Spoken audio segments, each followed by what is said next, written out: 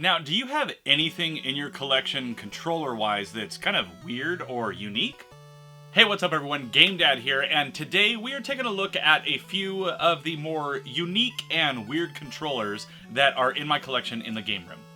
Now, for the purposes of this video, I will not be including my Steel Battalion controllers. I have the green one and the blue one complete in box, but I've done separate videos on those in the past, so I wasn't going to include those in this video. But make sure you stay tuned to the end of the video to find out another boxed controller that I have, and I not only have one of them in the collection, but I have two. So let's first start this off with one that's weird and one that is a game franchise that I don't think took off very well, and that is the DJ Hero turntable. And this is the PS3 one, I believe, and I have a couple of these turntables. I don't know why. I think I got them for dirt cheap or something like that. From what I recall, they were super inexpensive, and I just thought it was kind of cool to get some turntables for a video game console.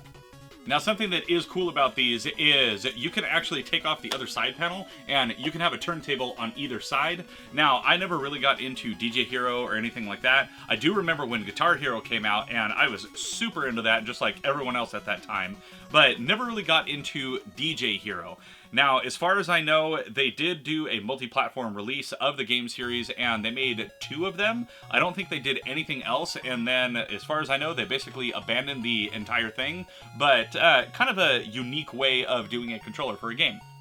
Now, for the next controllers on the list, these are going way back in time, back to the ColecoVision. Now, at Midwest Gaming Classic 2022, I happened to see these there, and I was able to work a deal with them, and these things are awesome. They look kind of funky, and they have these, like, little guards for your fingers, but what these are, as you can see, there's multiple buttons.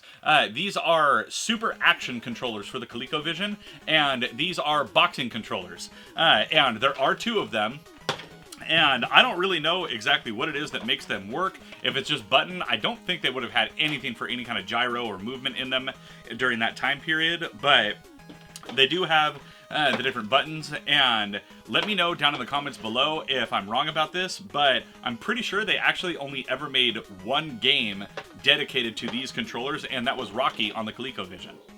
So of course, once I picked these up, that meant that I had to go on the hunt for the game. I could not find it anywhere, but thanks to my buddy Jay over at Square Pegs, when he went to another convention, I believe it was Korg's that he went to, he was able to find that game and send it out to me. But yeah, these are super fun controllers. They're actually in really good condition. You got your little joystick up top. You got your number pad, as was the norm with things like that back then. You have this kind of rotating dial here. I'm not sure what that would be used for. And then you have 4 little finger buttons in here. Very Guitar Hero-esque. I wonder if they drew any inspiration from that. But very cool little controllers, and I'm excited that I have these in the collection.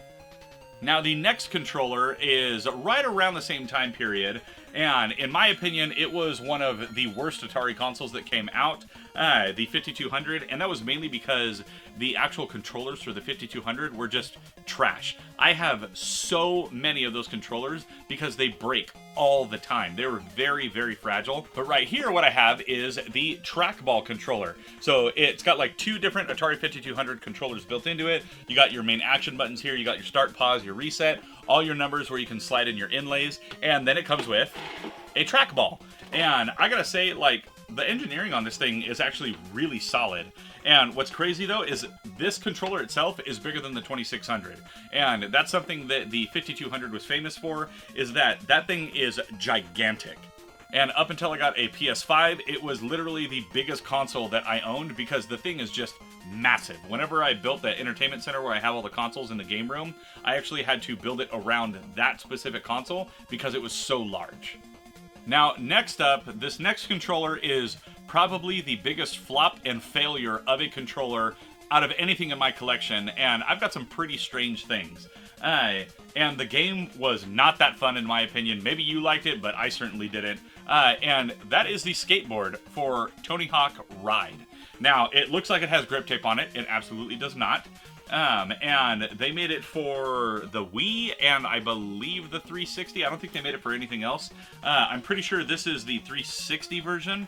I don't recall. But yeah, it was basically you stand on it, and if you want to jump, like you do this, and if you want to do like tricks and stuff, you would lean it certain ways, and then like if you would swipe your foot past it and stuff, it would actually like register movement. I mean, it was a really cool idea that was executed so poorly. I think at this point also, Tony Hawk didn't even have anything to do with the actual franchise because they kind of went off and were doing their own things and just licensing the name.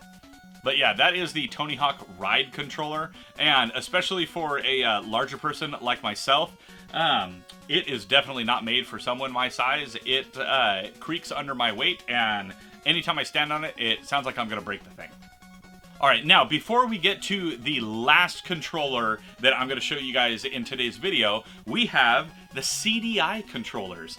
Now, there are a couple CDI specific controllers I still don't have, but right here is the regular CDI joypad. It's actually quite ergonomic, really. It has a speed controller down at the bottom. It looks like no speed control, then ×1 and ×2. It does not feel bad, honestly. The buttons over time have gotten a little more mushy on it, but it's not bad. And the D-pad is okay, but they use these like really weird, what is this? A 1, 2, 3, 4, 6, like an 8-pin DIN in order to connect them. And then this right here is called the CDI remote. This thing is stupid, man. It is very hard to use. It has a pressure-sensitive dial that you rotate around, kind of like the NES Max controller, but nowhere near as good. In the center, it looks like that would be a button. It's not. And then you have a 1 button here and a 2 button here. So essentially, it does the exact same thing that this one does, except this has speed control and it has a button for 1 plus 2, where this just has 1 and 2. Now, both of these, as far as I know, work with all of the CDI games, but they are weird and it is not good. So like this one, it's the CDI controller RV8701. You know, it rolls off the tongue. And then this one does not even have a model number on it. But these are the only CDI controllers that I actually have. So I have played, you know, a lot of the really amazing Zelda and Mario games that were licensed to the CDI. And those controllers definitely help make the games better. Definitely. Alright, now, if you stayed through all the way to the end, I have one more controller to show you. And again, I actually have 2 of these controllers, complete in box.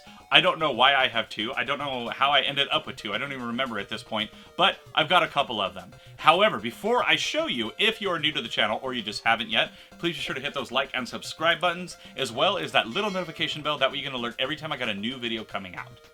Alright, now, these are big, and it was for the NES. So, here we go.